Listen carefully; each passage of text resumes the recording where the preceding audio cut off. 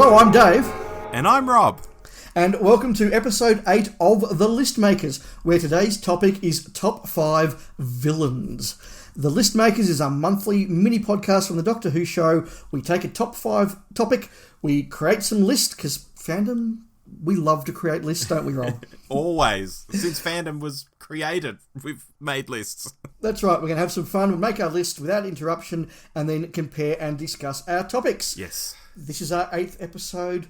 We are back with the topic Top 5 Villains. Last episode we had a lot of snaps, more than we've ever had before. Mm-hmm. Will that be the case again? Rob, what are you betting? Well, I know that I'm throwing in some cheats here, so I'm not sure we'll have that many snaps. Interesting. That's all I'm prepared to say. Okay, well, I've got what could be considered a cheat on here, but otherwise I think it's conventional.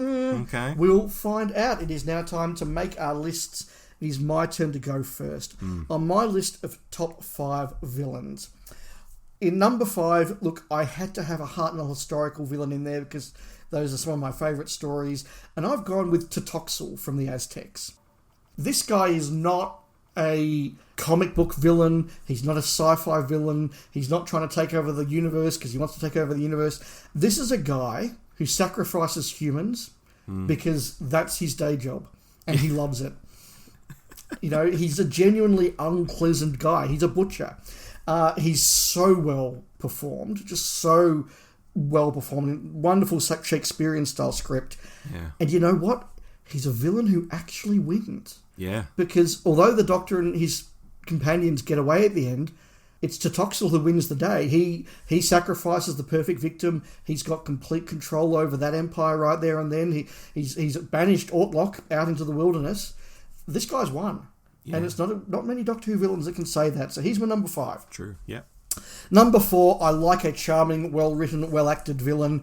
And look, I do like a crazy villain, whatever I just said just a moment ago. And so number 4, I have City of Death's Scaroth. Nice.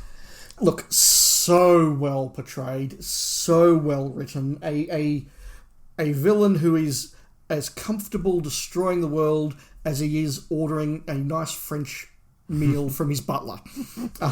You know, witty, clever, debonair, but ruthless, clever.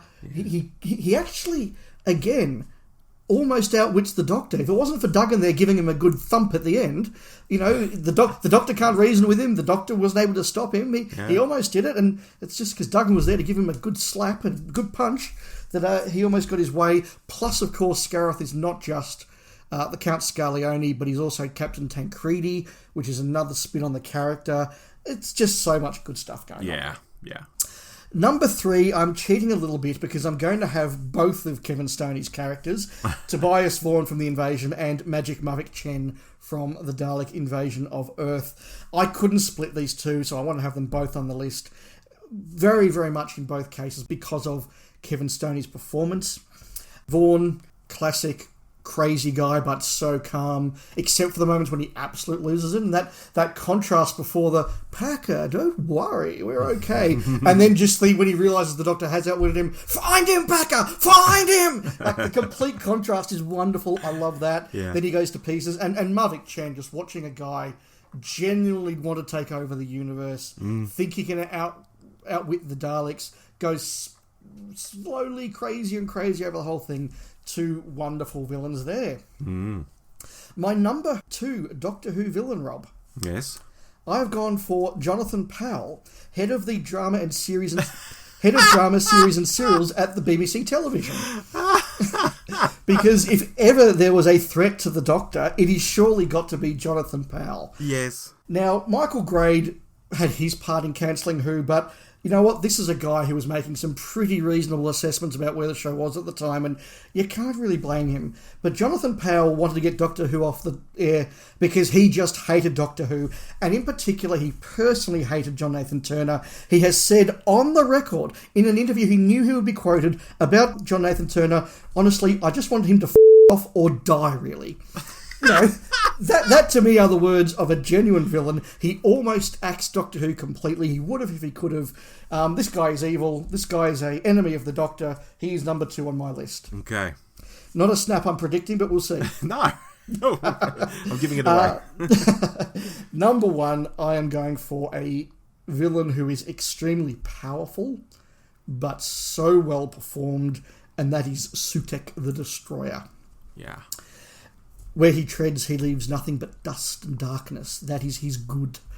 That performance, that voice from Gabriel Wolf, the iconography of the costume as well, that wonderful sort of blending of the alien and the Egyptian, I love so much in the design work. Then he's got the scary, horrible sort of head. Now, there's the one that they have for a few seconds at the start of part one, the Doctor and Sarah see, which is terrifying. Then there's the slightly toned down version at the end of part four. But that first one with the sort of leering smile on the twisted horse face, that's terrifying. But this is a guy who not only wants to destroy the universe, but could.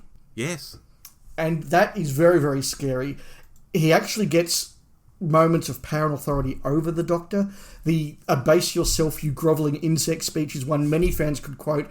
And the sheer terror with which Tom Baker plays those moments, where he's done, he's beaten, he's in the control of Sutekh, and in the end he can only outwit him in the last possible moments. There's a moment where it looks like Sutek's going to win.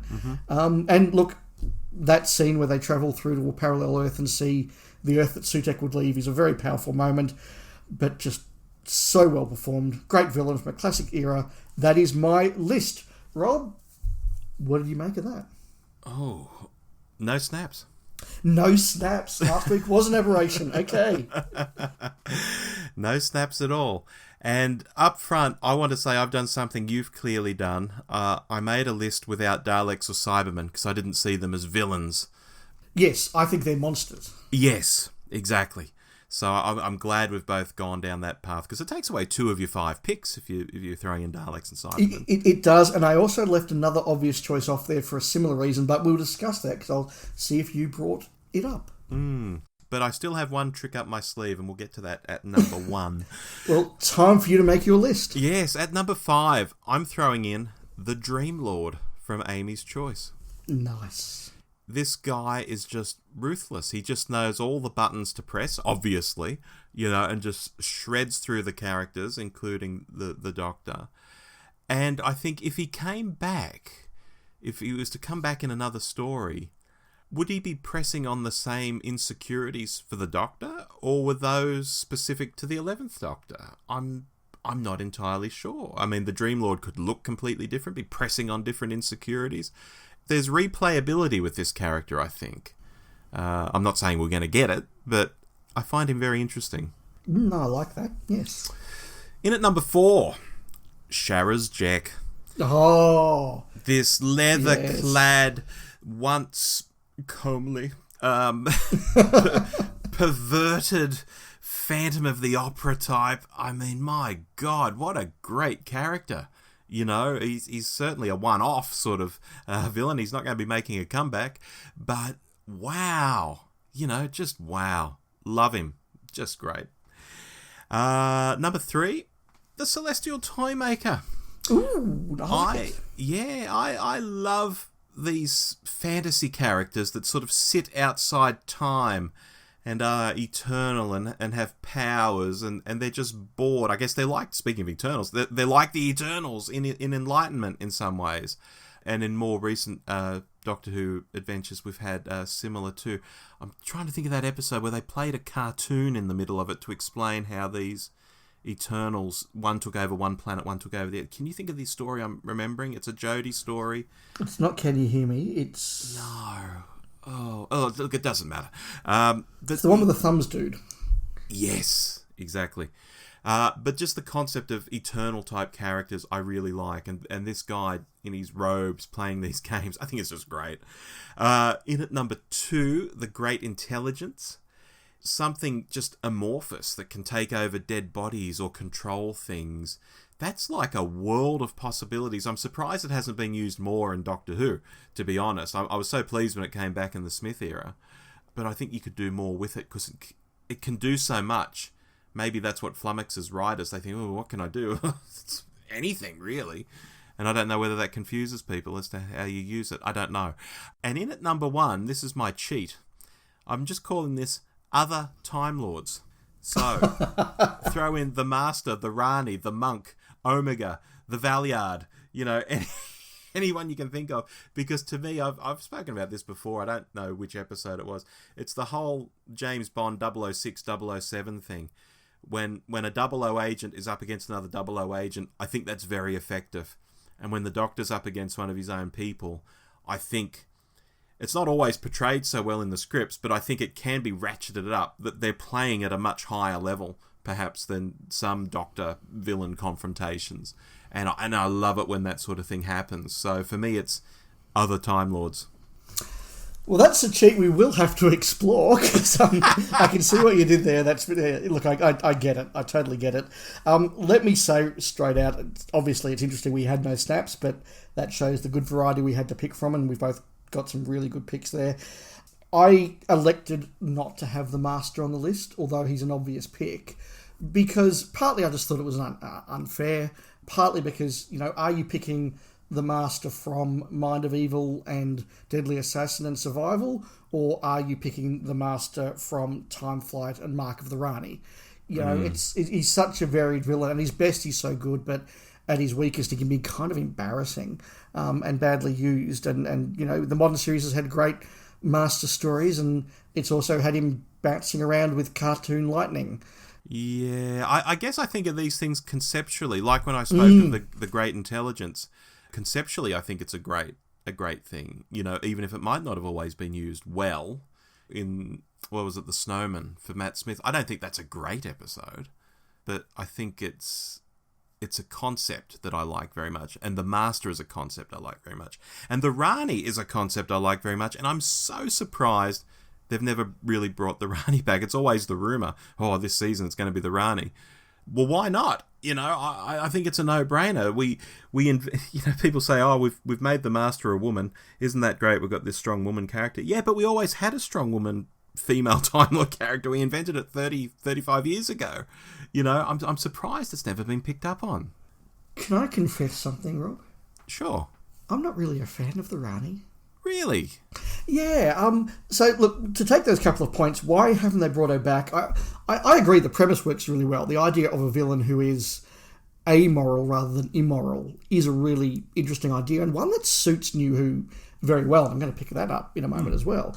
But she is so much linked to Kate O'Mara.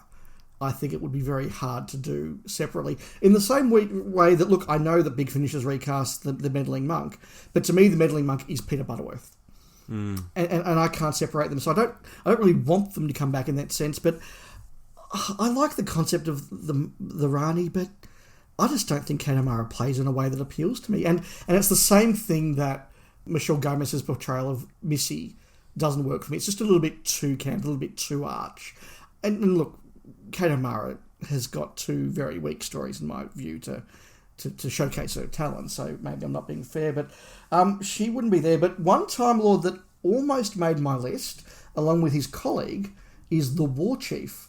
Oh, good call. I almost had him and the Warlord, two great actors and two great performances that could have been on my list very, very easily.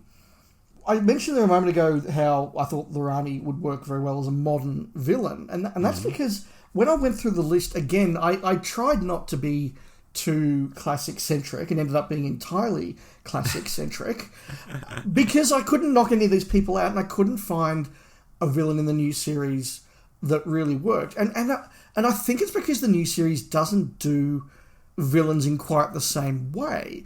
The idea of the crazy madman who wants to take over the world isn't really what New Doctor Who does. New Doctor Who doesn't really do people who are bad for the sake of being bad. They're bad because, circumstance worked against them. And they're bad because something happened or they had a loss or whatever. And, that is a more mature and more modern way of writing. And I get that. But sometimes I just want Sutekh the Destroyer. Do you think episode length plays into this as well? We can't sort of flesh them out very well in 45 minutes? Oh, look, it has to, because again, you think about the great Sutekh scenes, and they're ones that are really quite long and quite dragged out. I mean, there's half an episode that's basically just Sutekh and the Fourth Doctor talking at each other whilst Sutekh casually tortures him. that would be, let's say that scene's, or that interaction is 10 minutes. That's a quarter of an episode in Modern Who. And so you don't really have the space to do that. No. You don't have the room to let Julian Glover just sort of swank around the set and be wonderful and charming, for a bit.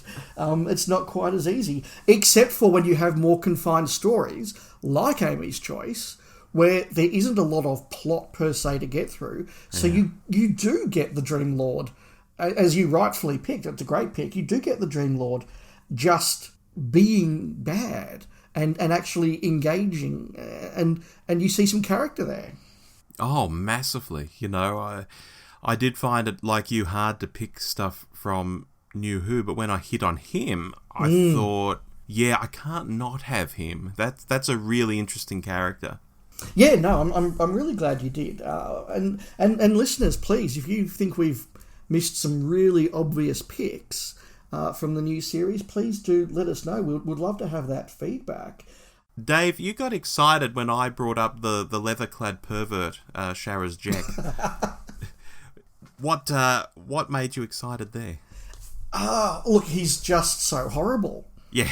He's just so horrible. He's irredeemably horrible, but another one that's so well acted. I mean, how many of these picks basically, whether it's Sharaz Jek, the Dream Lord, the Toymaker, Scaroth, Mavic Chen, Tobias Vaughan, Sutek, Totox, like almost all of our picks are actually, I think, about the actor or actress involved. You're quite right, actually. Yes. And the gentleman who played Sharaz Jek, Gabriel something. Oh, he was a dancer. He was a dancer. He was a dancer. I can't think of his name. Christopher Gable. That's it. it. We got. See, we're really doing this live to air. Christopher Gable. Yeah, I mean, he gives a wonderful performance, but I like the way that he is willing to harm the Fifth Doctor, and actually kind of pushes past the usual charm. The Davison Doctor does all the sort of the charm and the wit and the self-effacingness, and he's just, you're a prattling idiot, would you just bugger off? Yeah. I'm busy trying to molest your companion. Yeah. It's horrible, but he's so more sincere and so more wicked, and you're so more engaged by him because he's doing bad things and being a bad person, and is he redeemable? Yeah, he's fantastic. Now, Rob, we both excluded the Daleks because they're a monster and not a villain. I think that's very fair. Mm-hmm. We could have had Davros, or is he a monster too? I just lump him in with the Daleks. Yeah. To be honest. Because he doesn't appear without them. No, that is true. Yeah. Yeah, but look, I will acknowledge there are some very good actors who played Davros, and he is a villain that could have been on our list. But yeah, look, some great baddies on there. Some great baddies on there. Yeah, when you like I did, when you go through the list of all the stories and you think back over some of them, I mean, I admit I tried to find some one-offs and things just to spice things up a bit. But gosh, it was still hard to narrow it down. Yeah, we could easily have done a much longer list. And look, again, No Snaps says all you need to know, really. Yeah, exactly right. Well, we are coming up to our time limit, so it is time to once again pull out a topic. Gosh, again. Here we are. Don't forget, you can always send topics in to the Hat of Rassilon. Next topic, Rob. Top 5. Yes. Classic. Yes. Writers. Oh my God. Oh. Now, if we don't have some snaps, I'll be surprised on that one, but I think there'll be some out-of-the-box picks as well. Yeah, I can think of the snaps already, but there's so many good ones to choose from as well. Oh. That'll be tough. That'll be tough. But it will be fun. Listeners, as always, send us your thoughts, send us your topics, give us your feedback, engage with us on Twitter and social media. We love to hear your views because, look, we're just two fans having fun and making lists, and we hope you enjoy making lists with us. Absolutely. But until next time when we talk about top 5 classic writers, I've been Dave. And I've been Rob. And we'll make some more lists then. Bye. Bye.